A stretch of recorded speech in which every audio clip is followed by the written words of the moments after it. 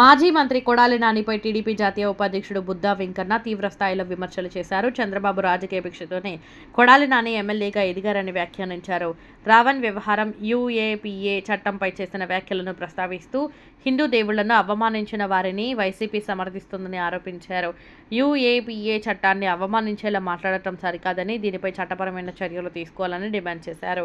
అధికారంలో ఉన్నప్పుడు విర్రవీగి ఓటమి తర్వాత అజ్ఞాతంలోకి వెళ్లిన కొడాలి నాని ఇప్పుడు మళ్లీ రాజకీయ విమర్శలు చేస్తున్నారని వెంకన్న అన్నారు. తమపై విమర్శలు చేయకుండా దమ్ముంటే బహిరంగ చర్చకు రావాలని సవాల్ విసిరారు. చంద్రబాబు, పవన్ కళ్యాణ్ మధ్య బలమైన అనుబంధం ఉందని, ఎలాంటి కుట్రలు చేసినా కూటమిని బలహీనపరచలేరని స్పష్టం చేశారు. కొడాలి నాని తన వ్యాఖ్యలను నియంత్రించుకోవాలని, లేకపోతే చట్టపరంగా మరియు రాజకీయంగా ఎదుర్కొనేందుకు సిద్ధంగా ఉన్నామని హెచ్చరించారు.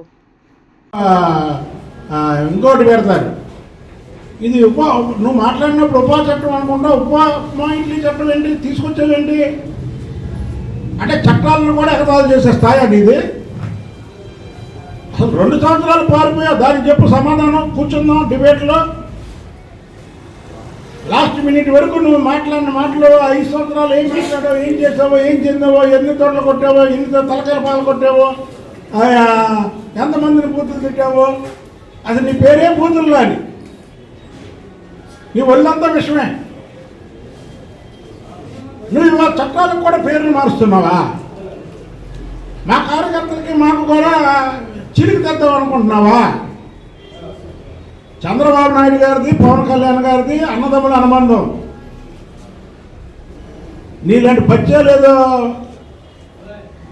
ఇలాంటి చిన్న చిన్న ఈ చేద్దామంటే ఇటుపోయా ఇది కాదు. ఒళ్ళు దగ్గర పెట్టుకొని మాట్లాడు. నువ్వు విషనాలు అయితే నీ కూరలు తీసేస్తావు ఏంటి అనుకుంటున్నావు? ఏదో ప్రభుత్వం ఉంది, గన్మెన్లు ఉన్నారు నలుగురు, నా జోలికి ఎవరు రారని వాగి ప్రభుత్వం పోగానే దాక్కునే మనుషులం కాదు మేము. ప్రభుత్వం ఉన్నా లేకపోయినా ఎప్పుడూ కూడా దమ్ముగా ఉండే నాయకులం మేము. నాయకులు కాదు, దమ్ము మనుషులం మేము. మాకు ప్రభుత్వాలతో పని లేదు, పదవులతో పని లేదు, ఆదర్శంతో ఒకటే పని. మాకు చంద్రబాబు నాయుడు గారు ఆదర్శం. ఆయనతో ఉండడమే మా ఆదర్శం. అంతేగాని ప్రభుత్వం ఉంటే ఒకలాగా, ప్రభుత్వం ఒకలా లేకపోతే ఒకలాగా పిరికి బంధనం కాదు. మీరు పిరికి బంధనం. వైసీపీ కార్యకర్తల నాయకులు కూడా వాళ్ళని ప్రశ్నించాలి. ఏంటా మీరు తొలగొట్టారు, ఇంకోసారి జుట్లు పీక్కున్నారు, అది చేశారు. ప్రతిపక్షంలో ఏం చేస్తున్నారు మీరు అంటే అధికారం ఉంటేనే మాట్లాడతారా?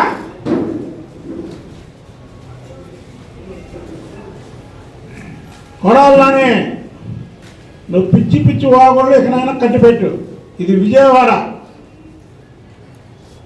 విజయవాడలో నీలాంటి వాళ్ళు లెక్క చేసే మనుషులు కాదు. ఇక్కడ మహా నాయకులు, గట్టిగా ఉన్నటువంటి నాయకులను చూసిన వాళ్ళం మేము. ఇదే గుడివాడ సెంటర్లో శరత్ రాజు అనుకుంటున్నామేమో నువ్వు. చంద్రబాబు గారి గురించి, లోకేష్ బాబు గారి గురించి, పవన్ కళ్యాణ్ గారి గురించి, కూటమి గురించి మాట్లాడేటప్పుడు నీ ఒళ్ళు దగ్గర పెట్టుకొని మాట్లాడు. నేను మాట్లాడతానే నీ ఆహ్వానాలు తెలుస్తున్నాయి. మాట్లాడదామా వద్దా అని ఆఖరికి నోరు జారీసావు ఉపమా ఇడ్లీ అని. ఒక చట్టాన్ని అలా హేళన చేస్తావా నువ్వు? మా కార్యకర్తలకి గొడవలు పెడదాం అనుకున్నావా? పవన్ కళ్యాణ్ గారిని నువ్వు విమర్శించలేదా? రావణ్ మీ ఓడు కాదా? రావణ్ మీ ఓడు కాకపోతే మీ ఫేస్బుక్లో, మీ ఏట్లలో ఎందుకు రావణ్కి సపోర్ట్ చేస్తున్నారు? మీ నాయకులు ఎందుకు సపోర్ట్ చేస్తున్నారు? దానికి సమాధానం చెప్పు. నువ్వు సాక్షాత్తు జగన్మోహన్ రెడ్డి సపోర్ట్ చేశారు.